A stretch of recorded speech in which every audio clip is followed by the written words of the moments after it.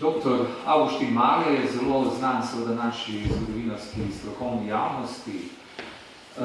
Človek, ki je začel, bom rekel, svojo šolsko pot v znamenitem Plešivcu, kjer so se seveda izobraževali dijaki te naše slovenske koroške inteligence.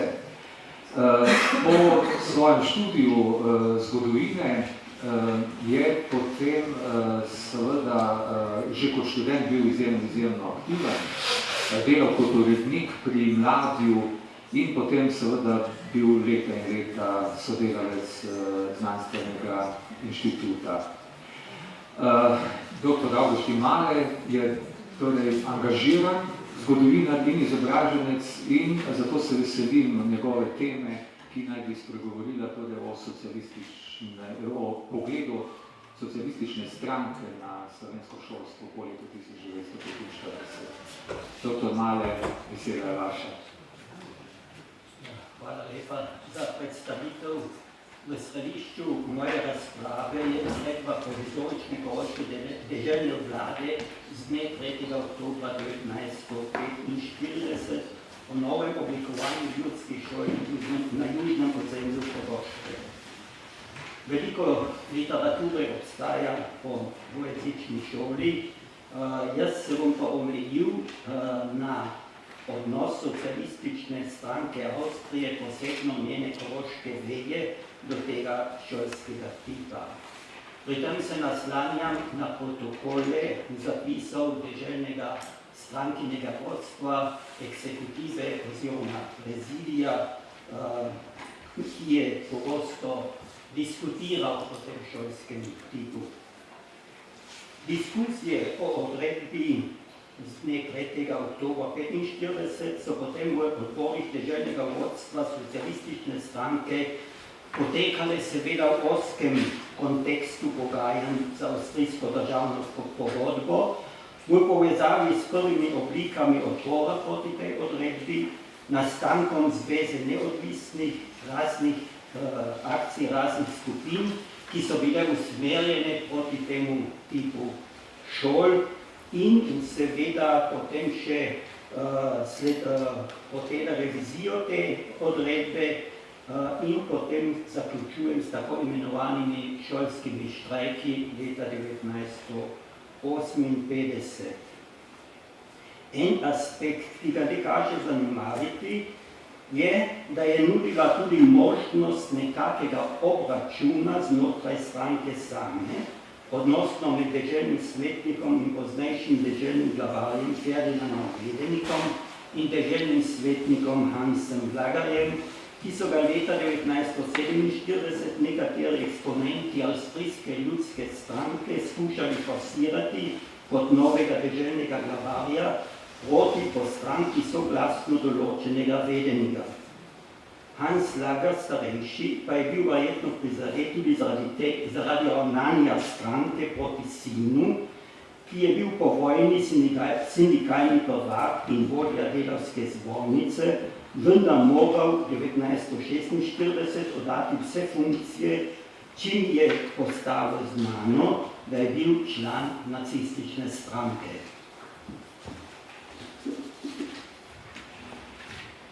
Na svoji prvi seji, na svoji prvi povojni konferenci 20. oktobra 1945 resolucijo s svojim slovenskim sodeželanom. Z njo je praktično navezala na deklarativno pozitivno politiko za Slovencev, sprožila vprašanje kulturne avtonomije in omenila, da so slovenski delavci, kmetje in meščani doprinesli v boju proti nacizmu ogromne žrtve in stali ramo ob rami, navajam, z nami v vrsti avstrijskih borcev za svobodo, umirali so v koncentracijskih taboriščih za svobodo. Konec citata. Take deklarativne izjave najdemo tudi že v informativnem biltenu stranke iz septembra 1945 in potem v koroškem deželnem zboru strani socialističnih govornikov. O dvojezičnem šolstvu je prvič tekla beseda na seji deželnega vodstva stranke 2. decembra 1945. Hans Lager je spregovoril o stališču deželne vlade do manjšinskega vprašanja in uvedbi dvojezičnega pouka na Koroškem. Menil je, da bi bila vlada morala predhodno poskrbeti za stališče deželnega vodstva stranke in da bi moral tako daljnosežne sklepe sprejeti deželni zbor in ne deželna vlada. Deželni glava Pišt je odgovarjal, zakaj je bil sprejet sklep pred volitvami in od deželne vlade. Njegovih argumentov zapisni ne navaja. Tudi drugi tovariši v eksekutivi so zastopali podobna stališča in nazadnje je bil Vedenik praktično edini, ki je zagovarjal odredbo iz 3. oktobra 1945. V tem času, konc 1945, se pojavijo tudi prve organizacije, ki nasprotujejo zahtevam Slovencev, to je Zveza avstrijskih Slovencev in potem Zveza domovini zvestih južnih Korošcev nekaj let oziroma mesecev pozneje. Stranka se je do teh organizacij tudi opredelila, čeprav je z Zvezo avstrijskih Slovencev sprva sodelovala, potem pa spoznala, da, citiram, s šovinistično nastrojeno Zvezo avstrijskih Slovencev je težko sodelovati, tako Vedenik na neki seji 5. septembra 1946. Zakaj? Zveza je kmalu interno začela zahtevati spremembo odredbe iz oktobra 1945. Pripravila je tudi zakonski osnutek o avtonomiji, ki je zajemal 9 paragrafov o šolstvu. Ta korigiran osnutek je prišel tudi na sejo deželnega vodstva socialistične stranke in stranka o tem osnutku ni več hotela diskutirati, ker se je opredelila od zveze, ki je hotela doseči ekskluzivno zastopstvo za vse koroške Slovence in so odločati v vseh personalnih vprašanjih glede namestitve učiteljev in seveda šolskih nadzornikov in tako naprej. Praktično pa je načrtovala zakonom obnovo utraklizma, oziroma tisti členi so predvidevali obnovo utraklizma. 46. leta, junija, je na neki seji spet nastopil Hans Lager in govoril o nevarnosti za Koroško, tu je menil seveda ozemeljske zahteve Jugoslavije, omenjal je tudi problematiko Trsta, baje obstoječe ambicije deželnega svetnika Ferdinanda Vedenika kot guvernerja za Trst in je vse povezal in menil, da je Koroška v nevarnosti in menil, šolsko odredbo deželne vlade Slovenci tolmačijo kot šibkost in ker je uredila problem teritorijalno, deželni glavar Piš je zagovarjal pravico Slovencev do pouka v materinščini, Vedenik pa je seveda spomnil oponenta, da je šolska odredba v popolnem soglasju s številnimi drugimi sklepi stranke in deželnega zbora. Naslednje seje eksekutivnega odbora oziroma presidija so potem potekale leta 1947 na temo dvojezične šole in bile namenjene pripravam avstrijske delegacije za pogajanje z avstrijsko državno pogodbo v Londonu. Tu so izpostavili vse te pozitivne korake, ki so bili strojeni v prid koroškim Slovencem, odredba potem odškodnina za pregnane koroške Slovence in druge podobne male korake. Predvsem pa se je šlo za to, kdo bo Koroško zastopal na tej konferenci, nazadnje so se zmenili na deželnega glavarja Hansa Iša in ta je tudi torej, potem odpotoval v London. V teh pripravah se je spet oglasil k besedi Hans Lager in povedal, da ima, citiram, teritorijalno avtonomijo, ki jo je vlada dala Slovence na šolskem področju za napako, kjer je vlada delila deželo na dva dela in kjer Slovenci na tej osnovi utegnejo stavljati nadaljne nacionalne zahteve. Zagovarjal pa je personalno avtonomijo in ne nobene oblike teritorijalne avtonomije. Na seji deželnega zastopstva stranke 21. januarja 1947 je potem Ferdinand Vedelik predložil funkcionarjem izjavo v zvezi s pogajanji za avstrijsko državno pogodbo, ki je spet bila neke deklarativne narave, govorila o pozitivnih korakih, ki jih je stranka storila v prid koroškim Slovencem in spet se je oglasil Hans Lager, ki je menil, da bo Koroško strani ljudske stranke v Londonu zastopal Vincent Schumi in da bo dobro odrezal, ker pozna razmere, in menil, da je Koroška naredila dve napaki in sicer zaradi, in je menil, navajam, mi imamo pri teh pogajanjih dve ranljivi točki in sicer vključitev dela Kranjske Koroški, kar so storili nacisti, in ustvaritev teritorijalne avtonomije na področju šolstva. Konec navedbe. Vemo, kako so potekala pogajanja v Londonu. Tam je dejansko, kar je večkrat omenjal Janko Pleterski, avstrijski zunanji minister Karl Gruber po besedah in poročilih Fiša in potem tudi Vedenika eksplicitno poudarjal pomen odredbe z dne 3. oktobra. To je prvič v nekih zapiskih, ki jih do sedaj seveda nismo uporabljali, ampak to je prvič tudi tako zapisano. Slovenske strani takih subjektivnih zapisov, torej protokolov ja niso vodili, ampak takih subjektivnih zapisov nimamo. In imamo samo to, da praktično ti zapisi, torej posebnega predsedstva socialistične stranke Koroške praktično potrjujejo tudi izvajanja oziroma zapise Janka Pleterskega, ki pa ne navaja seveda odkot ima te podatke.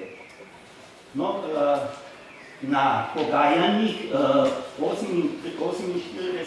leta pa je Koroško v Londonu zastopal deželni glavar Ferdinand Vedelik in tudi on je potem poročal, kako so ta pogajanja potekla in tudi on pravi, da je seveda avstrijski zunanji minister ponovno navajal kot pozitivni korak torej to odredbo iz leta 1945.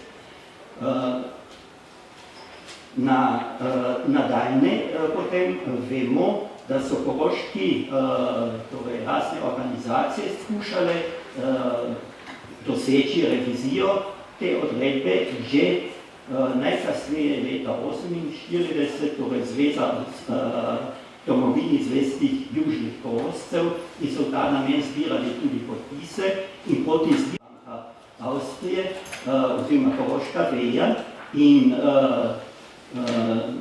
deželni glavar Vedelik je pa začutil, da ima določene probleme tudi z lokalnimi socialističnimi funkcionarji in jih je skušal umiriti in pridobiti za svojo linijo.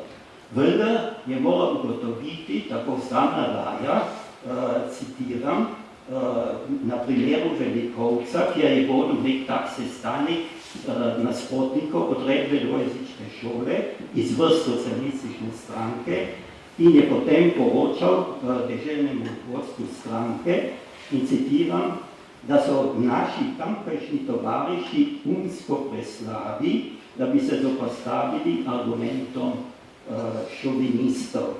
Torej, ni pa povedal, kaj bo stranka naredila proti tem šovinistom, oziroma kaj bo, ali bo šolala te svoje funkcionarje ali ne.